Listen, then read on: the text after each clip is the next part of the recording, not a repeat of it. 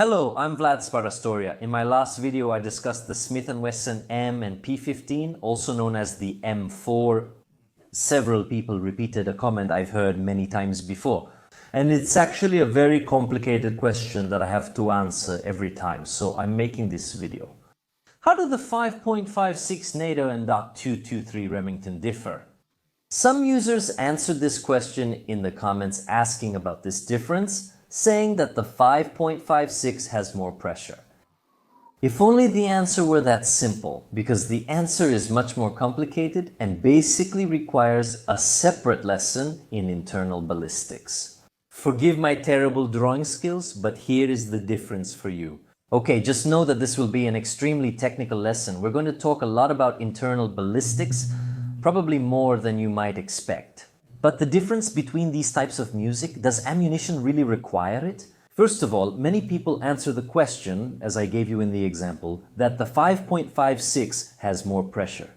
And that's only half the truth.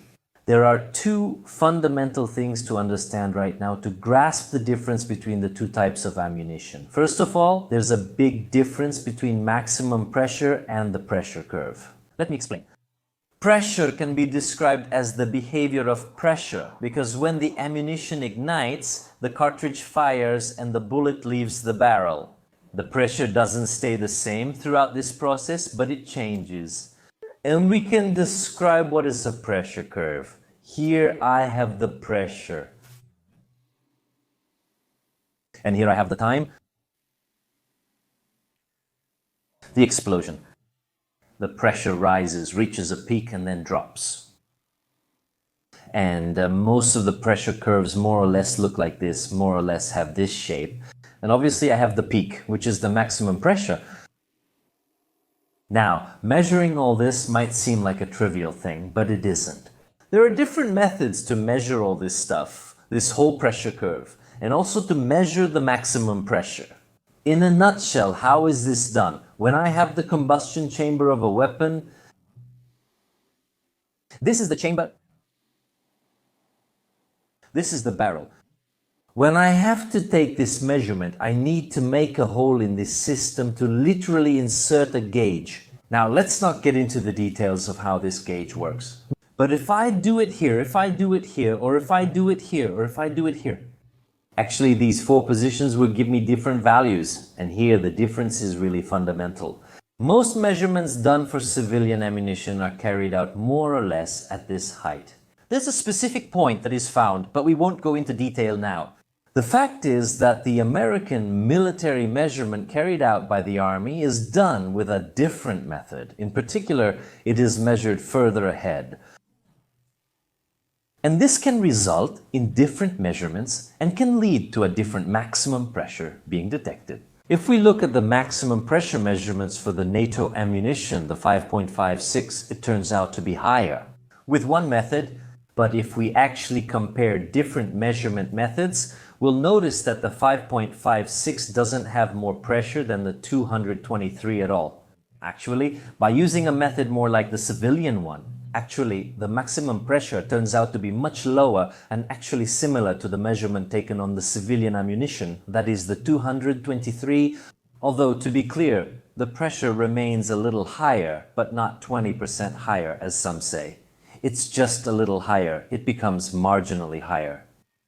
The big difference between the two types of ammunition actually isn't in the construction of the ammunition itself, but in how the barrel is made. The barrel to the ammunition. Another lesson, let's zoom in a bit on what's happening here. This might be hard to understand, but what is this? We've depicted, in somewhat exaggerated dimensions, how a reed is constructed. So, inside here, I'll have my shell.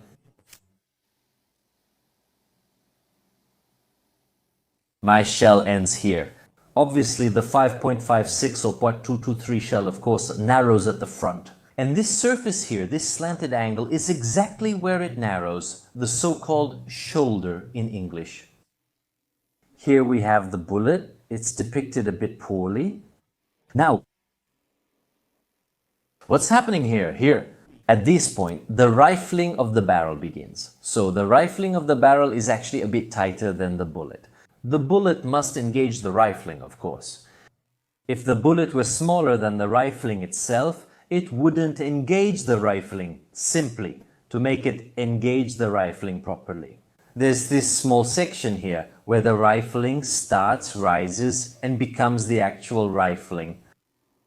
Before this part here, because the rifling starts from here, but gradually increases until it reaches full height. I'm talking about those little grooves, let's say, that you can see. If you look inside a barrel, you'll see something like that. More or less. Very badly drawn. These dimples don't just start all of a sudden, but they start gradually, and they start right in this section. Before this section, there's a piece of the shaft. This part here, which isn't rifled, is called in English free bore. It's the part of the barrel where there is no rifling, before the rifling gradually starts at this point and continues. The real difference between a 5.56 weapon and a 223 weapon is the length of this space. Here is the length of this free bore, which in the 5.56 is even 223. So it's relatively much longer. Why is that? What are the advantages and disadvantages exactly of having a long free bore and a short free bore? The idea is that if I shorten this distance and so the bullet engages the rifling sooner, it will be more accurate because it will be more properly stabilized. Here's an example I put together, as usual, and it's terrible. This length that I've marked is the free bore of the two guns. Obviously, there are small differences depending on the manufacturer, but in general, the 5 and 6 were born at this length, which is about 1 to 3 maha.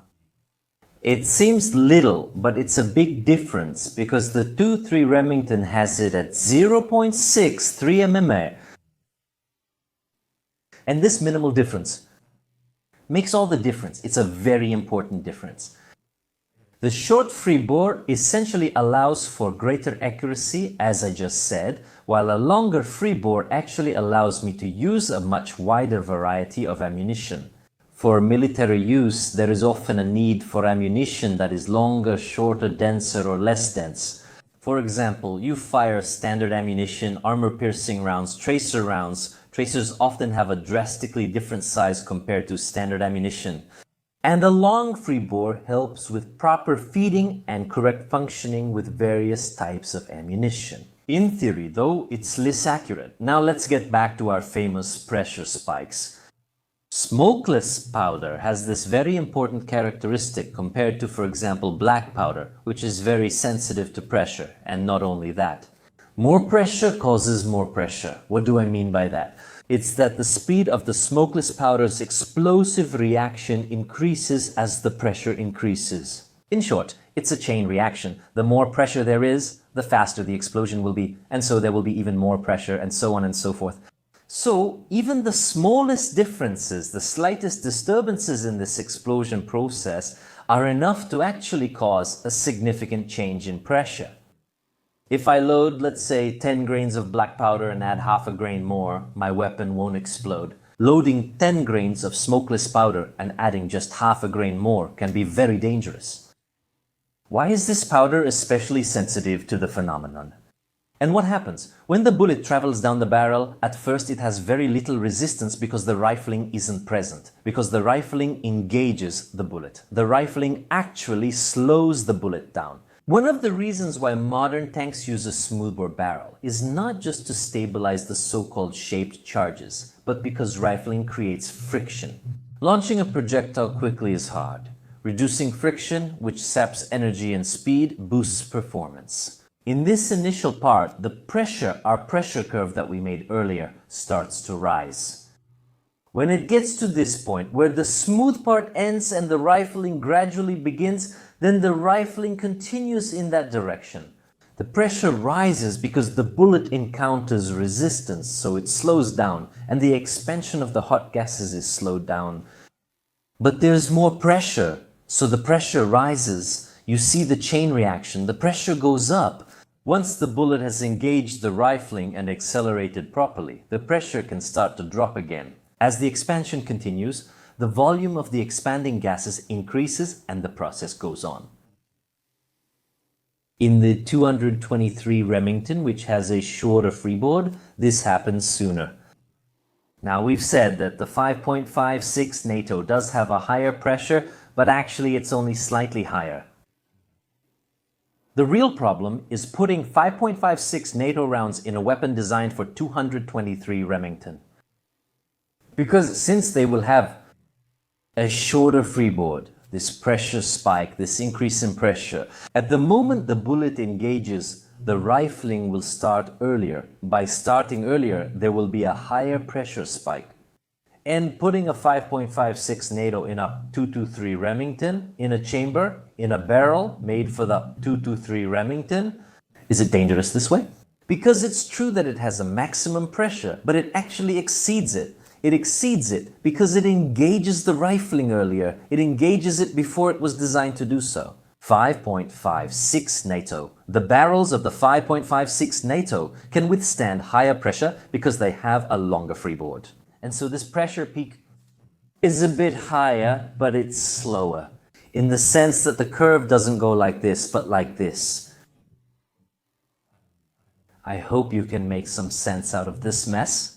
So, this is the real danger of putting 5.56 NATO rounds in a 223 Remington, even if they have a little more pressure. Just a little, really just a little. Putting them in 223 Remington is very dangerous because of the shorter freeboard. Using .223 Remington rounds in a 5.56 NATO is not dangerous. Because there isn't this higher pressure spike, they're loaded just a bit lighter, so there's no such danger. The only thing is that there will be less accuracy, because this long freeboard generally leads to lower accuracy. Yes, there is a difference between the two types of ammunition. No, it's unsafe to use 5.56 NATO rounds in a .223 Remington. There was a user who said it was absolutely not. Maybe your gun won't explode right away, because it's well built and sturdy, but in the long run you can seriously damage it and potentially hurt yourself. In Italy, there's likely no risk since civilians can't buy 5.56 NATO only 223 Remington is available. By the way, for example, Evacuati, Hydraulica, there are guns with a hybrid chamber available for sale. I mean, you can easily shoot both types of ammunition. Also, this is just a small technical difference. I hope I was clear about the real difference between these two types of ammunition. I think I bored you terribly. This will be more of a bonus video, and I'll see you next time.